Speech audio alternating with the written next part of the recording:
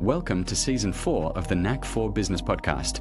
Quick note before we start, East Tradewinds meets again this Tuesday, 8 to 9 a.m. Eastern, free to attend. It's a weekly online session where business owners show up, share what they're working on, and make real introductions. Coaching, IT, insurance, podcasting, the room is diverse and the energy is good. Come check it out. Link is in the show notes. So, question to the audience. Why are you qualified but still not getting interviews? That's the real pain. Our guest is going to break down why great people get filtered out and how AI and recruiters actually read resumes today, and what simple shifts can move you from ignored to in demand. If you're job hunting, pivoting careers, or rebuilding after layoff, this episode is for you. Our guest is Colin McIntosh. He's an entrepreneur turned recruiter who knows how to build brands and careers. He first made headlines as the founder of Sheets and Giggles, the sustainable eucalyptus bedding company, launched in 2017, featured on national programs like Good Morning America, and grown through Techstars Boulder into a multi-million-dollar brand that donated over $200,000 to charity before his exit in 2025. Today, Colin has returned to his roots in executive recruiting as a principal at Rivera Partners, a leading tech-focused search firm where he helps companies hire top leaders and helps candidates land meaningful roles. On nights and weekends, he channels that same drive into his AI-powered resume platform, Sheets Resume, offering free and paid tools used by millions and providing complimentary access to those who cannot afford it. The winner of the Denver Startup Week's pitch competition and a pitch coach for Techstars founders, Colin blends startup grit, hiring insight, and practical generosity in everything he does. Colin, absolute pleasure having you back here again. It's great to have a chat with you. Do you have a favorite quote or saying? No, it's great to be back too. I appreciate you having me on, and it's fun to be talking about. I feel like multiple parts of my life have finally started to gel. So this is nice to kind of have, the full-time job recruiting at Riviera Partners. And I want to specify that I'm not speaking on their behalf. These are my own opinions. And then obviously my part-time passion project with sheetsresume.com. And it's just been great to help so many people. We're helping tens of thousands of people a month with their resumes and their job search. So it's awesome. The quote that you provided me, you cannot reason a man out of a position he did not reason himself into.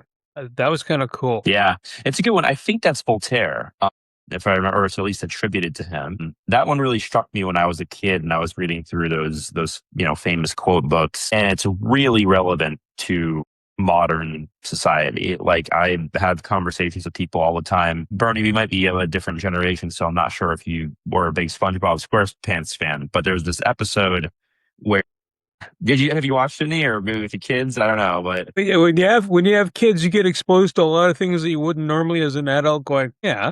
So there's a great episode where the Man Ray is trying to convince Patrick Star that he picked up his wallet, and he's like, "I found this wallet," and Patrick's like, "Yep," and he's like, "It has your ID in it." Yep, and it's like, "You're Patrick Star," and he's like, "Yep." Well, then this must be your wallet, and then Patrick is just like, "Well, it's not my wallet." And I always think that is like the modern conversation online, in person. It is like you lead somebody right up to water and they're just like, "Well, I don't want to drink." And so, yeah, for me, yeah, you can't reason a man out of a position that they did not reason themselves into. It's been a dog's age since I've been applying for work and jobs. The resume, the whole thing. I remember like when I was younger, like when I was 18. And that was a whole different story, and things have changed since then. I've got a few years on the frame. What does Sheets Resume solve better than other people now? Like, what's happening out in the marketplace, first off, and what does it solve? The Sheets Resume solve better than your competitors? Well, you're gonna send me on a rant here, but what's happening in the market is that the average job search now takes 5 months and 200 job applications. And each one of those job applications is going to ask for your resume. Then you're going to have to type all that shit again. You're going to have to put it, that's like the meme, right? Is like, hey, can you type in all that shit you just uploaded with your resume? So you have to upload your resume, type in all your work history, give them a cover letter, maybe do a video interview, maybe do an initial phone screen with an AI interviewer. It is a dystopia right now in the job market. And the worst part is nobody's hiring. In the US, last year, there was an average of 7,000 jobs a month created in this country. There's been and in 2024, I think the average was 149,000 jobs a month. And so we've gone down by a factor of 20 in terms of hiring activity year over year in the US. No, and of the jobs that are being added in the United States, 90% of them are in healthcare. So there is literally a hiring freeze across almost every industry in the United States outside of healthcare. And there's a lot of reasons for that, right? There's the uncertainty which every business is facing from the top on down, where you have an administration that can be incredibly vindictive one day to one industry or one company, that can pass a surprise tariff on another industry, that can tweet about a company and, and incite a boycott on them. And so when companies look at their cash positions, they're, looking at how long can we weather this storm for? Is it a 1-year storm? Is it a 3-year storm? A 4-year storm? And the best place to shore up cash is payroll. Now, they're not going into mass layoffs yet because the economy is still it's a big $30 trillion economy. It's even if you just beat it over the head with a baseball bat and you lose 3% of a $30 trillion economy, you still got a $29 trillion economy. So there's really not so much that one person can do, even though he's trying to cause this sort of uncertainty and chaos in the labor market and the hiring market. But that being said, companies can just not hire and they can just put a freeze on new hires. And that's really what they've done. And there's a bunch of different factors of that storm. Obviously, you've got AI as another component where companies are trying to see how much they can do with AI before they hire humans, which cost payroll, which cost taxes, which cost healthcare. In the US, they cost healthcare, not everywhere. And so that's kind of the perfect storm that job candidates are seeing right now. And I'm seeing people go 6, 12, 24 months without jobs. And then once they get into that job gap, they're in big trouble because then recruiters, screeners, AI, ATS systems are looking at these job gaps on the resume. And that's a huge red flag, unfortunately, of like, okay, this person's not very good at what they do because otherwise they would be hired somewhere. That's sort of the traditional wisdom that they're applying. But now it's happening across many, many candidates all at once. And so people get frozen out of the hiring market at some point with these job gaps. So that's the situation that job candidates are finding themselves in right now. It's really awful. It's a dystopia. They're navigating all these different AI and tech systems. And so what Sheets Resume does, and I swear to God, this is like the mission of the company, is to make the job search less soul sucking and to make it less dystopian and to give these people a fucking lifeline in this, this really sad modern situation that they find themselves in. And so what we do differently than I think every other resume builder, every other resume template on the internet is, just to give you a very direct single thing, we offer one resume template. That's it. That's the Sheets resume template. That's the one. And other websites have hundreds of templates for you to choose from. Do you want red? Do you want green, blue? You want a headshot up here, 2 columns or 4 columns? Do you want your skills to have stars or doodles or a graph, icons? Like, they are giving people that are already confused and already lost the choice of which direction they want to go. And that's not what people need. People need someone with expertise and guidance to say, hey, here's why this template works. Here's my articulatable philosophy. If you believe it, great. If you don't believe it, that's fine too. But if you don't believe it, I will literally give this to you for free. You can download our template without giving us your email address. Just go to sheetsresume.com and hit the Word download link or the Google Doc link, and I will give this to you for free. And if you want the AI resume builder for free, just email me and I will give it to you for free. That's how confident I am in this over other stuff. I'm just begging people, do not go to other websites because they're trying to sell you sneakers. They do not give a shit if you get a job. And I actually care. Well, Colin, no rant there at all. Sorry. No, don't. You asked. Having passion is important, and you know what? It's true because a lot of times, here's a car, and it's you off the car lot. Next thing you know, the car doesn't do so well, right? And it's like, not my issue, right? And yeah, taillight warranty sucks. So a couple of things are cropping up, like the gaps, and I get that because when I was hiring, I'd be looking for the gaps. Why is there a gap? Mm-hmm. What's happening there? And it's usually not so much like what happened in the person's life. And there's certain things you can ask about, and there's certain things you can't ask about, right? Right. At least here in the province of Ontario, Canada, over the last 40 years, There's things that you just can't ask. And so that leads you to speculate, which could be a really wrong thing to do. And you could be missing an opportunity. What do you recommend people fill the gaps with, like volunteer positions or stuff like that? So there's two answers here. Number one, what you're cluing in on is the truth that I want people to understand, which is that if you allow the recruiter or the screener to make up a story in their head about you, they will. And so if you give them a gap, if you take the year off of your college graduation, if you if you do something that opens up an opportunity for them to say, oh, they probably didn't graduate college, or, oh, they probably have a whole second career that they're hiding because they're actually, 30 years experience and they want to present as 10, or they probably left the workforce for a few years because they burnt out here, or, oh, they probably got fired in a layoff. If you leave that information open for them, then they'll just fill it with stories and they'll tell themselves all the reasons why they shouldn't talk to you. Because truth be told, if you're a recruiter and you're going through 1,000 resumes a day, you're looking for 20 interviews. Yeah, if you go through interviews 20 seconds at a time, you're going to lose 20, 30, 40 good people out of that stack of 1,000. Absolutely. But you're going to get through the stack. You're going to have enough time in your day to send emails and meet with your boss and go home to your family, and you will find 20 people to interview.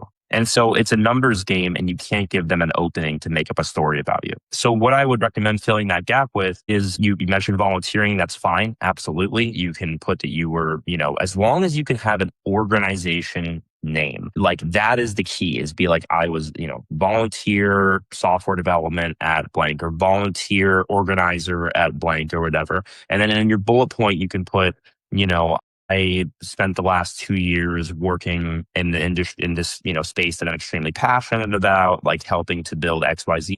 Put numbers into it. How many millions of dollars did the organization rake in? How many volunteers is it? Who were you managing? What you were doing? What work was it? But you can also create an independent consultancy that may or may not exist in real life. I don't mind lying on the resume if it's a white lie and it's something that actually gets someone to the phone call in order to discuss. Because recruiters and companies lie to you all the time. Like they just do.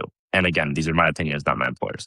But they will lie to you because they want to withhold information about salary, or they may be in talking to somebody else and they don't want you to get cold feet, but they want to keep you on the hook and they're letting you know that you're the only person they're talking to or whatever. Like they don't mind lying because they're employed, they're doing a job, and they're going to justify whatever they're doing to hire the right person. Candidates feel like there's some type of legal or ethical obligation to not extend the truth a little bit on the resume, and they end up shooting themselves in the foot all the time. When the reality is, like, I'll give you an example of what I mean by a lie. Like if you got laid off in, January 2025 and you don't have a job and you're applying for jobs and you putting on your resume, January 2025 is when that role ended. Well, now everyone who's reading the resume is like, wow, this guy's been unemployed for 13 months, hasn't been doing anything, hasn't been working. Wow, not what a loser, but what's wrong with this guy? If you just put 2025 and you cut the months from your entire resume, well, now visually, we're only in February 2026. Visually, you've completely eliminated that gap. And in my brain, I'm still writing 2025 on dates when I'm writing 2025, right? I'm still stuck in 2025. So the screener doesn't know what month that you left that job. It could have been December, right? Which is a big month for people leaving jobs. And so if I like your experience, if I like your background, your skills, same resume, same person, now I might reach out to you for an interview to get the full picture. And so that's what I mean by like white lie, or like, let's say your title is, VP of engineering, but you're applying for like a VP of AI engineering role. Well, just put VP of engineering parentheses AI focus. Or, you know what I mean? Like if you have the skill, don't misrepresent yourself, but all titles are made up. They're made up by the companies often to keep you stuck in those roles so other people don't recruit you on LinkedIn. So don't feel any obligation to put your exact specific title if it doesn't match the job you're applying for. So this is what I mean by white lies on the resumes. Fill that gap. Put that you were doing a consultancy, put that you were volunteering, whatever it might be. I've even seen people put sabbaticals and that sort of thing on there too. I don't mind that at all. One thing I noticed, and this is almost a decade ago, the HR department that was kind of circling around would say, resumes, no photos, ever, never send a photo in. Never. For a couple Yeah, so I'm surprised that some people would offer, yeah, put your mug on there, and that could automatically filter you out, or a bias would kick in. Not either a bias. I only like talking to pretty blondes with blue eyes. Which that's not how you hire, because You're unless of not you're course not in HR, you're not in HR, are you, Bernie? can you tell? But obviously I would do that because that that's not a filtration process. That's a bias process, right? And I get that. So, is there anything that should not be going on the resume that some people have been putting on? Like, it's like even in the IT sector, my wife works at a healthcare institution in the IT Mm, department. And she said the CVs coming in are like 5 or 8 pages long. it's I did this, crazy. It's and, crazy. and but it's unique to them. Apparently, that's the norm for that particular spectrum. But everybody else, like when I was looking at resumes, one page is good. 2 pages if you got something interesting, right? But after that, So a resume, so this is the way I like to describe the length of the resume, which is kind of what you're cluing in on at the end there is, again, recruiters are looking for 1,000 resumes a day, 5 hours, 200 an hour, three every minute, one every 20 seconds, drinking coffee like crazy in between each click. And if you don't give them your entire pitch in 10 seconds or less, and they can't transact on it in 10 seconds or less, forget about it. I've seen people do 2 pages where they bury the lead about their education, their skills, their experience. They put a summary like this big at the top. So to answer your question, what should not resumes have? I believe strongly they should, in the United States, they should not have a headshot because it opens you up to visual discrimination on something that should not be it should only have something to do with your skills and not who you are as an identity. And that goes both ways, by the way. I don't just mean that for minorities or, women, which I see most discrimination against, obviously. But, I look a certain way as well. And like, woe is me, right? I'm not super, I'm very privileged, but, like people are going to think that I'm like some like bro. And yeah, like I wasn't a frat and like they probably are going to be correct on that stereotype in some ways. But like, some people might think of me in a particular way. So the second thing you should not have on your resume is your LinkedIn. I think your LinkedIn is completely fundamentally pointless to have on your resume. Your resume should be an absolute banger, line for line, about everything that you do and why you're so good at it. Your LinkedIn is totally ancillary to your resume. Now, your LinkedIn on its own is important because it gets you recruited by recruiters who are looking at LinkedIns. But on the resume, it's pretty much useless. And the only thing that it does is, once again, opens you up to visual discrimination. And so I would not put the LinkedIn on the resume. Third, so headshots, LinkedIns, I would not put a summary or objective on the resume.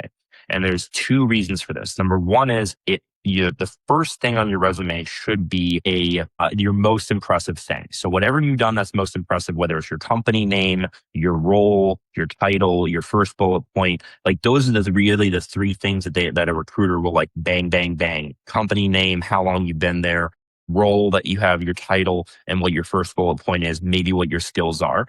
That, or if your most important thing, if you're earlier in your career, is your education, your bachelor's, your master's, your PhD, put that right up top, right?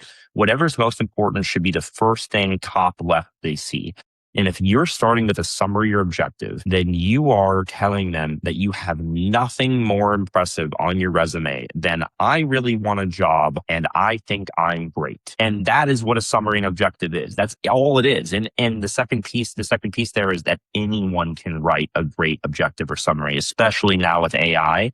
Anyone can write a pretty paragraph about what a hard worker they are or why they're so valuable. And it is fundamentally useless. And so recruiters skip them entirely and they go to your first job and your first title. And so if that's happening, save that space, get rid of the summary and objective, and go straight to your work experience or your education right up top, or your skills right up top. If you're doing a transition period in your career and you want to apply for a role that you don't have experience in, but you have the skills in, then you can lead with your skills, obviously, is your most impressive thing. People ask me also a lot like, hey, I want to leave out irrelevant experience. And that's a good question. Should they leave out irrelevant experience? The answer is that no, because it creates a gap chronologically, right, on your resume. And that becomes really difficult if your most recent experience is your least relevant experience. And so what I tell people is, create two, if this applies to you, if you have a relevant experience, create two work experience sections. relevant work experience or relevant experience, and then other work experience or other experience. And then you can basically say, okay, so I've had this job, this job, this job. That's like impressive, relevant, bang, bang, bang. And then also, just so you know, fill in the gaps chronologically. I've also had these other jobs that are less relevant. And so that's also a really good way to do that. And what else should not be on a resume?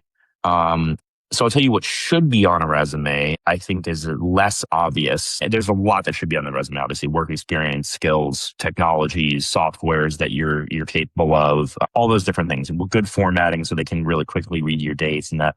But something that should be on resumes that I see on very few resumes is, and this is probably controversial with other recruiters, but I'll explain why I believe it, is interests. I believe that your last line on the resume should be a line about your interests. And the key about interest is that they have to be interesting, not too interesting, not weird, right? You can put that you raise chickens, but you can't put that you stockpile firearms for prepping, right? You know what I mean? Like there's that line of like, yeah. Well, if you're applying for the NRA, I guess it might work out well. But well, it's also know your audience, right? Like what jobs are you applying to? Are they more buttoned up? Are they more casual, loose? Are they in California? Are they in New York? Are they in Texas? So those interests, there's 3 strategic reasons why you should have interest on your resume. Number 1, it's a really nice differentiator that forces the screener to see you as a human being and not just as another faceless black and white resume that comes across their desk. So it kind of breaks that barrier in their brain of like, this is just, no empathy, another person, another applicant. Now it's a human being in front of me that has their own interests, their own lives, maybe a wife, maybe kids. And that is, I think, very important to actually get on the phone with somebody. And in that number 1 reason, they might share an interest with you and now they feel a connection with you. And number 2 is it's a wonderful icebreaker during an interview. And so it actually really helps with the next step of the process is that if you put Seinfeld on your resume, they're going to ask you first question in the interview what your favorite Seinfeld episode is. I guarantee you. And so it's a really great icebreaker and it makes the whole process a lot smoother, makes it more likely you get hired. And the third reason is that it's when they're looking at a resume, they're not just looking at like, can they do the job? This is someone that you're going to spend 40 hours a week with for weeks on end, potentially years on end. So they're also wanting to know, are you cool, for lack of a better word? Are you going to be a good coworker? Someone that's spending my life with and my energy with is actually someone that I'm going to enjoy spending that time with, going to happy hours or work events or Christmas parties or meeting our spouses. And so interests are also a really great way for them to see you as a coworker as well as a human being, and then to open up that interview in a really nice icebreaker way. So those are 3 reasons why you should have interest on your resume. in sales, and you know this from your past project with Sheets and Giggles, right? A little bit of humor, gets you a little further along. But sales it's about a little bit of an emotive content. And when you're doing a pitch, like if you're doing a company pitch or a business pitch to somebody, there's a certain emotive piece in there. But a resume, it's 2-dimensional, right? Yeah. Yeah. How do you put enough without too much, put enough? People don't really have discretion as like a natural tool in their toolkit, which is kind of interesting. I find it fascinating that like most people are like, why can't I put that I collect anime plushies? And I'm like, you can't put that as an interest on your resume. Don't do it. Like, so I do struggle with this a little bit because I know that I'm instructing some people to do something that is not going to be helpful to them because they just don't have this. But at the same time, I'm not trying to be an ass here. That's good for the company because I've just saved the company maybe an interview someone with like is a little off the reservation and like, can't be discreet about what they should put on their resume. So like, yeah, I think you with interest in that sort of thing, like building computers is really cool, right? Like, or like, if you just put outdoors, what does that mean? But if you put kayaking or backpacking, and you live in Denver or, Seattle, they're going to ask you, oh, where do you like to go backpacking? Right. Like, and so I think that there's like, if you put travel, it's a little bland, but if you put international travel or, parentheses, 25 countries, or you put road trips, something that's more The whole process takes empathy, and a lot of people either don't have it or they don't want to extend it to the person across the screen from them. But the person who's making the resume needs to understand what is going through the mind of the person who's reading it. And I think that empathy connection is what I try really hard to give people with Sheet's resume. Is I'm explaining to them both in long form written text on the website and videos that I make with the AI assistant and the builder that I've trained. I'm trying to walk them through how they're being perceived when somebody reads their resume. And I think that that's maybe the thing that people are missing, and is when they're making their resume and people spend hours and days and weeks in tweaking the resume in this version and that version. And they drive themselves crazy. I think what's missing is they just don't know how it's being read. And I think that if you can empathize and understand with the person across the screen from you and what they're looking for and what they're not looking for, it makes the whole process a lot easier. And to your earlier comment about page length, some people think that lopping off, some experience in the past is like lopping off an arm. They're like, oh, but in 2014, God, that year was so important for me in my career. And I can't leave that off. And I'm like, it was 12 years ago. You should have it on there. But what you did in 2007 is probably not that relevant to 2026. And you can have it on there as a line and a company name and a role and a date. But do you need a bullet point? Or do they know what IT help desk in 2007 was like? And do you not need to explain it at all? And you can just save that room for your most recent role that you really want to dive into, what you've been doing the last 3 or 4 years. That's the thing that people need to realize, is that a resume is not a representation of oneself and one's identity. A resume is a tool to get on the phone with a company to talk to them. And once you start looking at a resume as a tool and not as a representation of your identity and everything you've done in your career, it becomes a lot less emotional. And you actually start writing it better, where you're like, oh, actually, this is going to hit. This isn't. I can leave this out. Nobody cares. And it becomes less emotional. And I think that that's what I also want people to realize, is making a resume should not be emotional. It needs to be strategic. So when I was interviewing people almost a decade ago, I did not have an AI to scan the stuff. Our HR department probably had a little bit of a process, kind of a sorting pile. But now I'm going to assume that things have changed a lot. So just, no, I know. Some things don't change. Some things change a heck of a lot. And you also mentioned AI interviews, and which is that's interesting. How do you prepare for these things? How do you structure it so that the AI hits the mark to advance you? And now, if there's 100 of you out there with everything is equivalent other than the name, it's a nightmare. And I know guys that I liked, who I really liked, who are building AI ATS systems for companies that force rank candidates before the company ever talks to them, and before the recruiter ever gets to see them. The secret that I try to let people in on is that the AI ATS is the friendliest gate. The only way the AI can get fired, uninstalled, right, is if the company goes into the reject pile, which they do, and looks through the rejects, and they email the person who made the software, and they go, hey, what the WTF? These are a lot of really good reject candidates.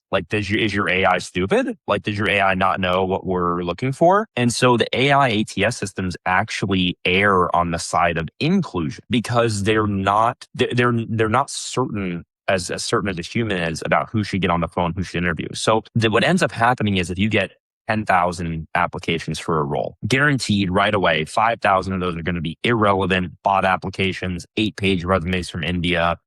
Just throw them to the side. That's just the way it is. And the AI ATS is really good at just throwing all that away, which is actually a huge help for companies. But then you still got 5,000 people that are reasonably qualified, right? Because they're applying for this role that is that they're obviously qualified for, they think they're qualified for.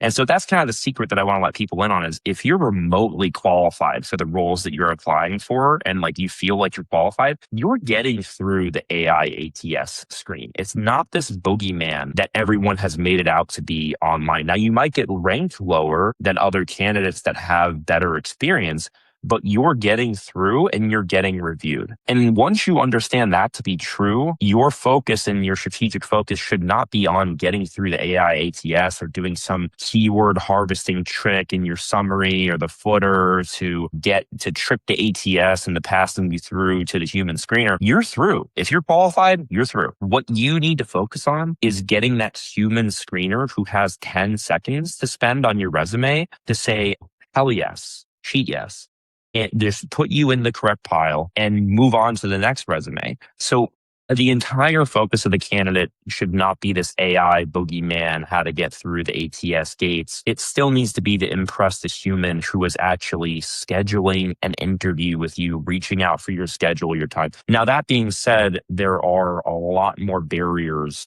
to job applications that I think actually aren't productive. There are now AI interviewers, where a holographic Zoom call thing, creature, dystopian amalgamation of human features, asks you about your background and you have to pretend to be polite to the AI. And because you're being watched by somebody who watches the video or the AI system that, force ranks the videos, it's really awful. I think it's terrible. And I will recommend for the rest of my life, every company that I ever work for or start, to never use AI fake human being interviewers, because I think it's quite disgusting. And I think it's disgusting in a really insulting way to the candidate. This candidate is someone who wants to work at your company. They've applied there. They put themselves out there. Putting your resume out there, applying for a job is a very personal thing. There's a fear of rejection. There's a fear of failure, that you're not good enough. There's imposter syndrome. So for you to apply for a job, I think is a very emotional thing. I think it's inherently emotional. And for a company to be hey, we don't really want to hire someone to look at your resume or to talk to you. Instead, we want you to talk to this faceless creature that is going to ask you embarrassing and derogatory questions about your background that we could have already figured out just by reading the resume and application you submitted, is so insulting and degrading to candidates that it's hard for me to put it into harsher terms. And I would not work at a company that used an AI interviewer, because it tells me they don't give a shit about their job applicants as human beings, which tells me they probably don't give a shit about their employees as human beings. And so if they're willing to degrade their job applicants with that AI process, then I think that they're willing to degrade their own employees with AI technology that is going to make them feel subhuman and doing their duties. So that's my take on that. And it is something that is out there, but I would not stress too much about the AI gates if I were people. And instead, I would try to get really targeted and old fashioned. And I would try to find the person who is the hiring manager at the job that you're applying to. And I would try to get in their inbox using, some type of email finder, contact information, or just by being clever and doing first name, last name at gmail.com with maybe some different combinations. It works. And, or, their first name, last name at thecompany.com, or first initial, last name at company.com. And I would reach out to them. LinkedIn works quite well. I just hired 2 people for the resume builder who reached out to me, number 1 on LinkedIn and number 1 on Discord. And what that tells me is they're clever enough to find me, reach out to me, send me a message. They're resourceful. They care about working here, and they're able to put their message right in front of my eyeballs. And so I think that actually really works well in today's day and age, because people are overwhelmed with AI applications. And I would not use auto apply. If I'm a job applicant, I would not buy the false promises from those AI auto apply softwares, which we do not do at Sheets Resume and will never do, that take your resume and gun it to thousands of jobs all over the internet, because you will not get hired. And not only that, it's an awful game of prisoner's dilemma where you're poisoning the job market and recruiters are overwhelmed with pointless and irrelevant applications, and it ends up being a worse environment for everyone. So we're in a really bad case of game theory right now, and we're kind of spiraling. And so that's why everything I build is meant to make the job seeking process that much easier for candidates. All in one quick last question here. Overqualified and underqualified. Overqualified is someone who's, left corporate in one space and they have a huge skill set based on their last job. Or I just finished high school, but you're looking for 20 years experience. I wasn't born into the job. So, how do I make that work, right? But you want to pay like I'm a 20-year-old, but you want the experience of a 40-year-old. How do you structure that? How does a person position themselves so they don't seem over and under? I mean, it's a matter of, can you do it? I mean, if you have to reach up, if you're a basketball player, you can make the throws easier. Not that you could make it when you're shorter, but if you're playing a game against everybody else that's super tall, short's not always ideal, right? It's like best fit. How do you make sure that I'm targeting? Like, for example, for myself, I would never be an accountant. Can I count? Yes. Could I do the job? Probably. Would I have a lot of stress doing it? Probably yes. And so I know it's not my sweet spot. Do I understand numbers? I do. But, and I'll stop there. How do you find that perfect fit? In other words, square peg round hole. Well, so personally, I think there's no such thing as overqualified. And what I mean by that is I think that overqualified is a term that companies use to politely decline candidates who will want more salary than the role is willing to offer. That's my opinion. Now, of course, it would be weird if somebody with a PhD in robotics was applying to be my marketing associate at Sheet's Resume. I would be like, "Are you okay?" Like, you know what I mean? Like, it's not so. There are situations where it doesn't make sense, but in my opinion, if you are applying for a job, you are telling that company and that you believe after reading the job description that you think this job is right for you and that you think that you're interested in it. So I think that overqualified is like a made up term to politely decline people who are just going to be more expensive than more junior candidates. I like to hire overqualified people. If I can hire PhDs, if I can hire people who are super smart or go-getters,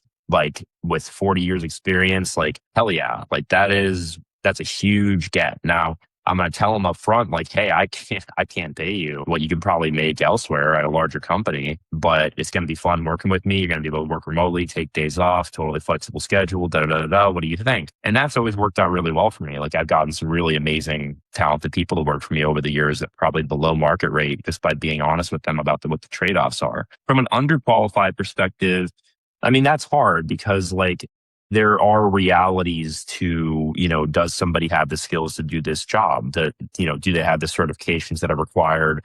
Do they have the years of experience in something or the hours of experience in something that are required? There are requirements for pilots that they need a certain minimum number of hours. And there are probably there are requirements, for people who do email marketing that they probably sent, at least some campaigns to do email marketing and they've done. Now you can learn things. So I think what I'd like to maybe change this question to is how do you convince a company that you have the correct values, abilities, and skills to do the job? Because those are the three things that companies hire people on. Values, abilities, and skills. Values are things that rarely change, if ever. You develop them early on in your life, and you can tell by talking to somebody in their 30s or 40s, wow, this person's never going to change because their values are set. Abilities can change over time with a lot of effort and education. So you can stretch your natural gifts, but your natural intelligence, your aptitude, your IQ, your EQ, whatever you want to call it, without a lot of effort and introspection, is also pretty fixed, but it can be grown. Your skills are the things that can change rapidly with the right abilities and values combination. So if you desire to work in an industry and you're smart enough to grok a certain skill, you can go build that skill for that industry. And so what I usually encourage companies to think about is, does this person have the right set of values and abilities to do the job? And if so, if they're missing 2 or 3 skills, do we think that they can learn those 2 or 3 skills on the job? Because it's more rare and more difficult to find somebody who has the correct values and abilities than it is to find somebody who has the correct skills. The skills are everywhere because that's the malleable thing, right? You can learn any skill if you apply yourself to it, or most skills. I'll never be an AI machine learning engineer. I'm never going to create an autonomous vehicle. But there are a lot of skills, like probably 80, 90% of skills in the job market that can be learned by anyone. as long as you apply yourself and you have the right values to want to go apply yourself. And so that's what I think I'd turn the question into is like, are you underqualified? No, you just either are missing the current skills or the abilities or the values for them to be comfortable in hiring you. And if you're missing all three, you're not going to get hired. If you're missing one of the three, depending on which one it is, you may get hired, but usually not if you're missing the values. If you're missing the values, and that's where companies actually get into a lot of trouble, is they need to hire quickly. And so they hire somebody who has the skills, but they don't have the abilities they're looking for. They're kind of lower level, or they don't have the values of the company. And then they wind up losing other better employees, A players, because they hired someone who doesn't share the values of the other employees and the culture of the company. And so that's what people need to start thinking about when it's like, how do I get a job? You have to make sure your resume screams, I have the same values, the correct abilities, and at least most of the skills that you're looking for. Colin, someone wants to reach you. How do they reach you? Sheetsresume.com, Colin at sheetsresume.com. If you are a CTO candidate or a company looking to hire executive tech talent, you can also reach me at LinkedIn for my Riviera Partners contact. I do CTO recruiting as my day job, and I do this at night and on the weekends when I can't sleep. And I have ADHD, so I come alive at night. And I am on social media, but unless you like politics, you probably shouldn't follow me there. You'd probably guess what I'd post. But yeah, LinkedIn, pretty easy. Colin McIntosh, Sheets Resume, or Riviera Partners. Colin, I want to say thank you so much. It's enlightening. It's good to hear and understand what's happening in the market. Colin's gone through a lot of his own experiences, and he's built businesses, and he's also has a platform that's out there that can help you. So if you're looking for a job, sheetsresume.com is the place to go. And Thanks, to reach Bernie. us, you're welcome, Colin. Absolute pleasure. You're the man. Everything you heard today is for educational purposes only. It's not professional advice. Before you act on anything, talk to a certified expert in your area. Your accountant, your lawyer, someone who knows your situation. We share perspectives. You make the decisions. Want more? Head over to blog.knack4business.com, packed with practical episodes on AI, marketing, leadership, and growth. No fluff, just the good stuff. Subscribe while you're there. Until next time, keep building.